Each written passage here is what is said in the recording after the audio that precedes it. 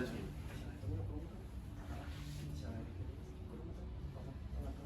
Sudah nongkrong nih, Bang.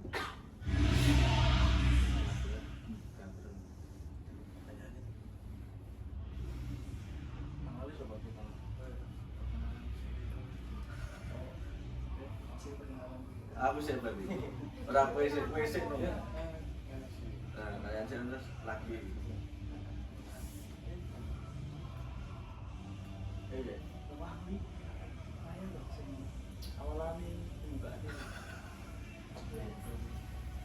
Assalamualaikum warahmatullahi wabarakatuh. Assalamualaikum warahmatullahi wabarakatuh. Kami dari mahasiswa IKOR Universitas Negeri Semarang akan mewawancarai salah satu staf di Persis Solo. Sebelumnya mungkin Masnya bisa memperkenalkan diri terlebih dahulu. Oh ya, boleh. Perkenalkan, nama saya Dawa Firman Purnomo. Di sini saya sebagai store dari Persistor Manan. Dan itu untuk mungkin yang wawancara ini saya jawab lebih dari segi tim sales saja. Jadi sudut pandang tim sales dulu aja, Bu. Disclaimer dulu, nanti takutnya tidak salah.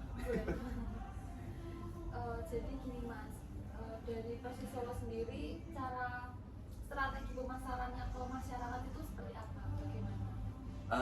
Strategi pemasaran itu kan kalau di kita kan ada dua channel ya, offline sama online. Dan memang kalau saya sendiri kan lebih di channel yang online. Kalau offline, kalau untuk yang online tuh udah ada timnya sendiri. Nah kalau kita selama ini untuk strategi pemasaran memang lebih kenceng di sosial media kita pakai Instagram, WhatsApp untuk yang lebih profesional, sama kita juga ada di TikTok.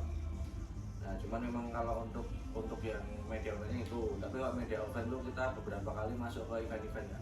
Biasanya kayak event trip, event musik atau event pemerintah dari Pemkot Solo gitu. Kalau misalnya kita bisa masuk, kita masuk ke situ. Contoh kalau yang saat ini terakhir itu kita kemarin ada event di Terminal Tirtonadi, event trip. Itu kalau di event trip kan rata-rata sebulan sekali pasti ada. Event trip, kalau event yang dari Pemkot kita pernah masuk di Grepek Sudiro. Grepek Sudiro itu di Pasar Gede. Kurang lebih selama 1 bulan kita buka booth di situ. Terus kemarin waktu nobar terakhir yang Indonesia Vietnam ya, nah itu juga kita ada open booth waktu di Balai Kota juga ada. Ya fasilitas pemasaran mungkin itu sih kan kalau dari yang offline ya.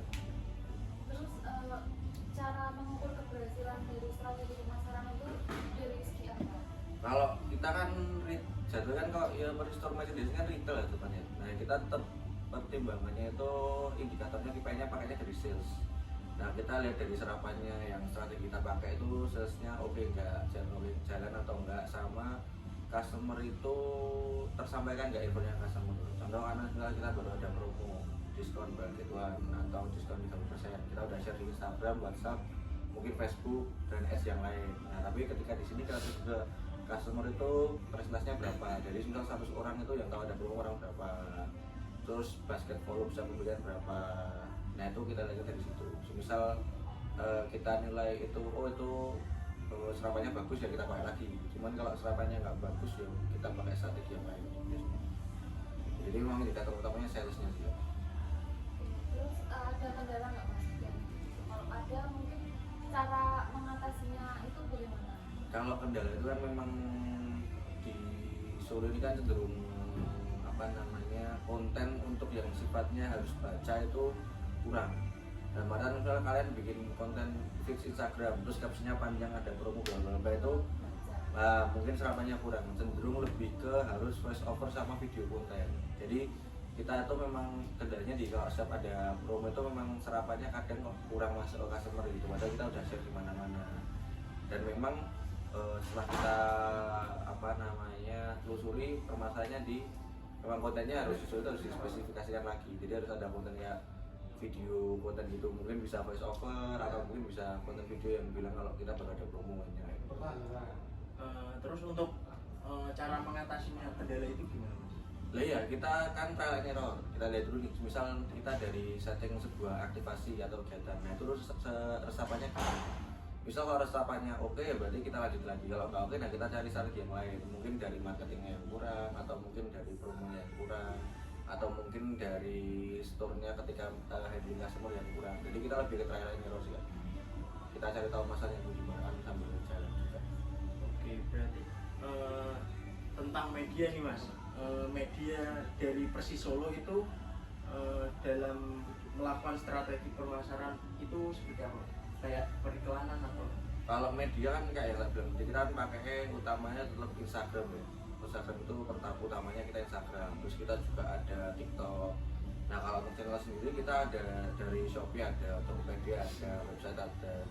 Nah cuman kalau untuk yang ads itu kita cenderung di Instagram sih, Instagram, website, cenderung yang channel online kalau kita pakai paid ads. Kalau untuk yang channel offline tuh kita pakai Instagramnya sendiri, sama paling kayak materi visual fisik, misal kita kayak nyetak yang nyetak banner, nyetak POP, nyetak pamflet, kayak gitu. Itu memang lebih yang ada visual offline ya. Kalau online pasti larinya ke ads sama konten. Terus dalam pemasaran periklanan itu hambatannya itu apa sih? Hambatannya lebih ke marketnya sih, dalam artian kan market itu kan dia kan behaviornya beda-beda. Nah ada yang misal nih market Solo, market Jogja, market Bandung, market Semarang itu kan udah beda-beda. Contoh misal kalau di sini kita nggak bisa memang cuma sebatas upload feeds aja, harus ada feed yang interaktif, harus ada komunikasi sama customer, sama harus lebih sering ke yaitu tadi video konten. Nah di sini kalau untuk konten foto produk atau konten desain grafis itu kurang jalan lagi. Jadi memang lebih harus di video. Itu masanya kayak gitu sih. Selanjutnya kalau cara dari Persis Solo untuk promosi penjualan itu gimana? Misal voucher, diskon atau? Nah kalau itu kan kita kan offline store itu seringnya memang kita ada di diskon. Nah contoh sekarang kan kita juga ada baru diskon barang jadwal. Sebelumnya kita juga ada untuk diskon up to 50%. Nah itu biasanya kita untuk promo dan activity itu tergantung sama timeline juga sama tim juga. Misal kita baru ada match gitu, nah itu pasti kita promo atau activity-nya mengikuti dari match tersebut. Cuma kan ini memang baru nggak ada promo, jadi pure dari kita sendiri. Contoh kayak kita baru persiapan ini untuk rilis jersey kolaborasi Persis sama Run for Life. Nah itu kemudian nanti rilis tanggal 10. Nah itu ada banyak siapin juga, mulai dari konten yang kita tag langsung di mana, untuk di Instagram juga kemarin kita udah coba masuk di Hypebeast Indonesia, udah jadi konten tertulis ya Pak situ ya, Hypebeast Indonesia, High Online, terus beberapa portal media-media yang punya anak-anak muda sekarang itu yang dari Jakarta, Bandung, nasional udah kita coba masukin semua. Kemarin juga sebelumnya sempat rame yang kita jersey Imlek juga masuk di Hypebeast lagi, terus jersey Rock Solo juga masuk di Hypebeast, ini terakhir jersey DFL juga Hypebeast, kemarin Heads juga jersey kolaborasi sama Persis Solo sama Heads The Label itu brand dari Solo itu juga udah masuk Hypebeast juga. Jadi kita untuk strategi ini memang tergantung apa yang mau dinaiki dulu. Misal kita kolaborasinya memang kolaborasi yang ambisius atau produk-produk yang itu ambisius, kita pasti juga marketingnya lebih daripada biasanya sih. Cuman kalau rilis produk biasa ya mungkin dari Instagram atau konten-konten yang diambil dari luar kota atau dari luar kita sendiri.